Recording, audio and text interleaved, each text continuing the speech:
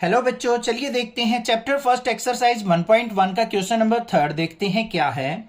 Find the LCM and HCF of the following integers by applying the prime factorisation method. यहाँ पे हमें क्या दे रखा है, मल्टीपल नंबर्स दे रखे हैं जिनका हमें एलसीएम और एचसीएफ फाइंड आउट करना है only and only prime factorisation method से।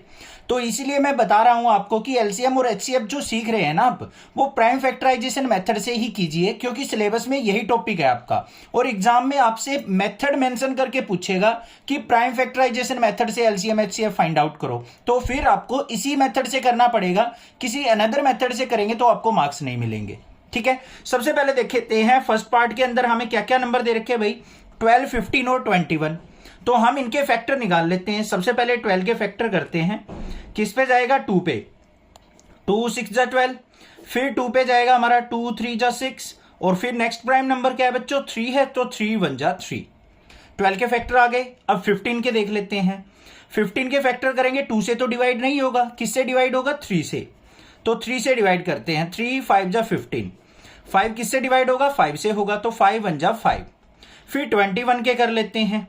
21 के फैक्टर करेंगे तो किस पे जाएगा, 3 पे, 3 7 जा 21, और फिर 7 पे जाएगा, 7 1 जा 7। तो हमारे पास ये फैक्टर आ गए। यहां पे बारी बारी से लिख देंगे। इनके 12 के फैक्टर क्या आए हैं हमारे, 2 मल्टीप्लाई 2 मल्टीप्लाई 3। 1 को लिखने की कोई जरूरत नहीं है बच्चों। 15 के फैक्टर लिखेंगे बच्चों, 3 मल्टीप्लाई 5, और फिर 21 के फैक्टर लिखेंगे, वो क्या है, 3 मल्टीप्लाई 7। बात आ गई समझ में, यहां तक कोई दिक्कत नहीं है। अब हमें क्या लिखना है, एलसीएम और एचसीएफ लिखना है।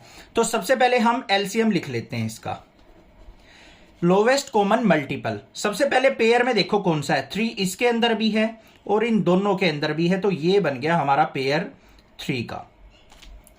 तो पेयर वाले को हमें एक ही बार लेना है, तो हमने 3 को ले लिया। बाकी जो बच गए हमारे सारे के सारे फैक्टर्स को भी राइट डाउन कर लो। 2 कितनी टाइम्स है, 2 टाइम्स है, तो 2 मल्टीप्लाई 2, 1 टाइम्स 5 है, 1 टाइम्स 7 है। सिंप्लीफाई कर लो, 3 2 जा 6 2 जा 12, 5 जा क्या हो गया, 60। 60 की और 7 की मल्टीप्लाई करेंगे तो 420। ये आ गया हमारा एलसीएम। अब बात करते हैं एचसीएफ की। एचसीएफ क्या होता है, हाईएस्ट कॉमन फैक्टर। तीनों में कॉमन कौन सा है हमारा, 3 है, तो जो भी कॉमन हो वही हमारा एचसीएफ हो जाएगा। तो 3 क्या हो गया इसका एचसीएफ। अगर कुछ भी कॉमन ना मिले तो उसका एचसीएफ होता है 1। ठीक है, वो यहां पे सेकंड पार्ट के अंदर समझ में आ जाएगा। क्लियर हो गया। सेकंड पार्ट पे मूव ऑन करते हैं। सेकंड के अंदर हमें क्या नंबर दे रखा है, 17। 17 खुद से एक प्राइम नंबर है, तो ये ऑलरेडी फैक्टर है, तो ये 17 पे ही जाएगा। 17 1 जा 17।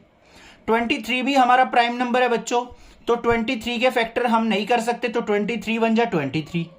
फिर 29 भी हमारा प्राइम नंबर है, तो 29 के फैक्टर देखेंगे तो 29 1 जा 29। अब इनके फैक्टर्स को लिख लो। तो यहां पे 17 के फैक्टर क्या आ गए बच्चों हमारे पास, 17 मल्टीप्लाई 1। यहां पे लिख लेंगे 1 को, क्योंकि अकेला नहीं छोड़ते इसको।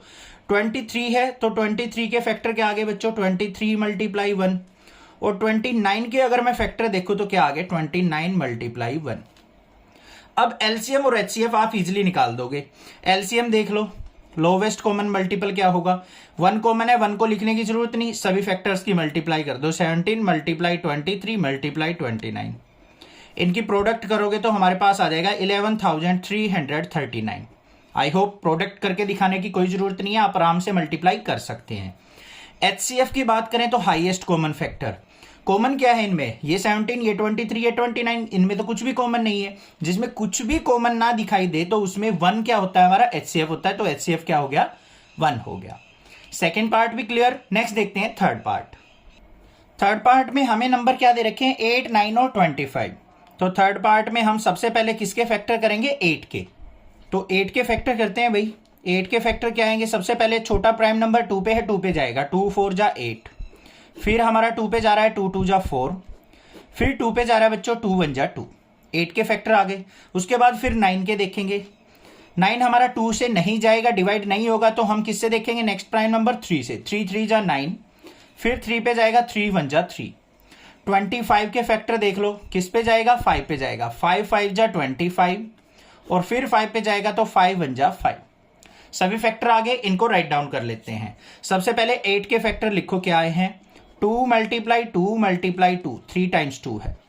फिर 9 के फैक्टर क्या आए हैं, 3 मल्टीप्लाई 3, और 25 के फैक्टर क्या आए हैं हमारे, 5 मल्टीप्लाई 5। अब भाई देखो इसके अंदर और अच्छे से क्लियर हो जाएगा आपको एलसीएम और एचसीएफ। सबसे पहले हम एलसीएम देखते हैं।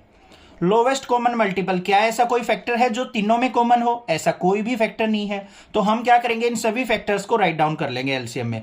2 मल्टीप्लाई 2 मल्टीप्लाई 2, फिर 2 टाइम्स 3 है तो 3 मल्टीप्लाई 3, फिर 2 टाइम्स 5 है तो 5 मल्टीप्लाई 5।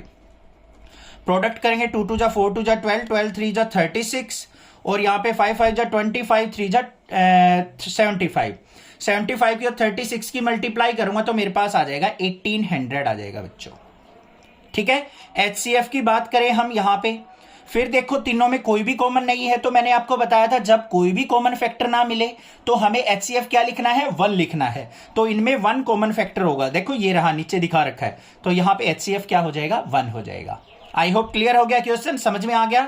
चैनल को सब्सक्राइब, वीडियो को लाइक जरूर करना।